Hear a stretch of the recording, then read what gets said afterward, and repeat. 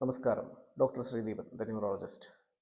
കഴിഞ്ഞ ദിവസം ഞാൻ ചികിത്സിച്ച ഒരു രോഗിയുടെ കാര്യം പറയാൻ വേണ്ടിയാണ്. ദാറ്റ് ലേഡി അവർ വന്നിരുന്നത് സ്ട്രോക്ക് ആയിട്ടാണ്. അപ്പോൾ സ്ട്രോക്കിൻ്റെ വലത് സൈഡിൽ ബലക്കുറവായിരുന്നു. പക്ഷേ അതേസമയം അവർക്ക് ഭക്ഷണം വിഴുങ്ങാനും ഒരു ബുദ്ധിമുട്ടുള്ളതായിട്ടാണ് കാണാൻ കഴിഞ്ഞത്. നമ്മൾ അന്വേഷിച്ചപ്പോൾ വെള്ളം കുടിക്കാനും ബുദ്ധിമുട്ടുണ്ട്, കട്ടിയുള്ള ഭക്ഷണം കഴിക്കാനും ബുദ്ധിമുട്ടുണ്ട്. അപ്പം ചുമയാണ് മെയിനായിട്ട്. അപ്പം നമ്മൾ അവരോട് റൈൽസ് ട്യൂബ് അഡ്വൈസ് ചെയ്തു, ട്യൂബ് ഇട്ടു. അതുവഴി കുറച്ച് നാൾ ഫുഡൊക്കെ കൊടുത്തു. സ്ട്രോക്ക് ഇമ്പ്രൂവ് ചെയ്തതിനനുസരിച്ചിട്ട് നമുക്കത് ട്യൂബ് മാറ്റി കൊടുക്കാൻ പറ്റി. അപ്പോൾ പറഞ്ഞു വരുന്നത്, നമ്മുടെ ഭക്ഷണം വിഴുങ്ങുന്നതിന് 3 സ്റ്റേജസ് ഉണ്ട്. ഒന്ന് ഓറൽ സ്റ്റേജ്, 2 ഫാരഞ്ചൽ സ്റ്റേജ്, പിന്നെ ഈസോഫാഗിയൽ സ്റ്റേജ്. അപ്പോൾ ഓറൽ ഫേസിൽ നമ്മൾ ഭക്ഷണം ചവയ്ക്കുന്നു, ഉരുളകളാക്കുന്നു, വായിലേക്ക് പുറകോട്ട് തള്ളുന്നു. ഫാരഞ്ചൽ ഫേസ് എന്ന് പറഞ്ഞാൽ അന്നനാളത്തിലേക്ക് കറക്റ്റായിട്ട് ഭക്ഷണത്തിനെ പ്രൊപ്പൽ ചെയ്യുന്നു. വായു എയർവേയിലേക്ക് പോകാതിരിക്കാനായിട്ടുള്ള കാര്യങ്ങൾ അവിടെയുള്ള മെക്കാനിസം വർക്ക് ചെയ്യുന്നുണ്ട്. പിന്നെയുള്ളത് ഈസോഫാഗിയൽ സ്റ്റേജ് എന്ന് പറഞ്ഞാൽ നമ്മുടെ ഭക്ഷണം അന്നനാളത്തിൽ കൂടെ ഇറങ്ങി താഴെ സ്റ്റൊമക്കിലേക്ക് ചെല്ലുന്നു.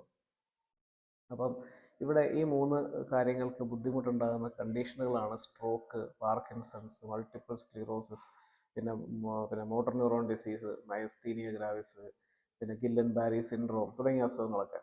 അപ്പോൾ നമുക്ക് എന്ത് ചെയ്യാൻ പറ്റും? നമ്മൾ തിരിച്ചറിയുന്നത് എങ്ങനെയാണെന്ന് ചോദിച്ചാൽ, അവരുടെ രോഗലക്ഷണം മിക്കവാറും ഭക്ഷണം വിഴുങ്ങാൻ പറ്റുന്നില്ല, ചുമ, ഭക്ഷണം വിഴുങ്ങുമ്പോൾ ചുമ. നമ്മൾ പരിശോധിക്കുകയാണെങ്കിൽ അവരുടെ സൗണ്ട്, വോയിസ് ചിലപ്പോൾ ഗർഗ്ലിംഗ് വോയിസ് ആയിരിക്കും. അതായത് ഇങ്ങനെ വായിൽ വെള്ളം കെട്ടിക്കിടന്നിട്ടുള്ളൊരു ശബ്ദം പോലെ ആയിരിക്കാം. പിന്നെ തൊണ്ടയുടെ പുറവശത്ത് നമ്മൾ ചിലപ്പം നോക്കുകയാണെങ്കിൽ അവിടുത്തെ അനക്കമൊക്കെ കുറവായിരിക്കും. അപ്പോൾ നമ്മൾ എന്ത് ചെയ്യുന്നു? സാധാരണ നമ്മൾ ട്യൂബ് ഇട്ടിട്ടാണ് നമ്മളത് ഫുഡ് കൊടുക്കുന്നു. അതിന് ശേഷം അത് കുറേ നാൾ നീണ്ടു നിൽക്കുന്നൊരവസ്ഥയുണ്ടെങ്കിൽ നമ്മൾ പെർക്യൂട്ടേനിയസ് ഗ്യാസ്ട്രോസ്റ്റമി എന്ന് പറഞ്ഞ ഇതാണ് ചെയ്യുന്നത്. ഇതിൻ്റെ ഇവാലുവേഷൻ ചെയ്യുന്നത് നമ്മൾ എൻഡോസ്കോപ്പി വഴിയായിട്ടാണ്. ഈ വിഴുങ്ങുന്നതിൻ്റെ പ്രശ്നം എവിടെയാണെന്നൊക്കെ മനസ്സിലാക്കുന്നത് ഒന്നിൽ എൻഡോസ്കോപ്പി വഴിയായിട്ടോ അല്ലെങ്കിൽ ഫ്ലൂറോസ്കോപ്പി, ബേരിയം സോളോ വഴിയായിട്ടാണ്.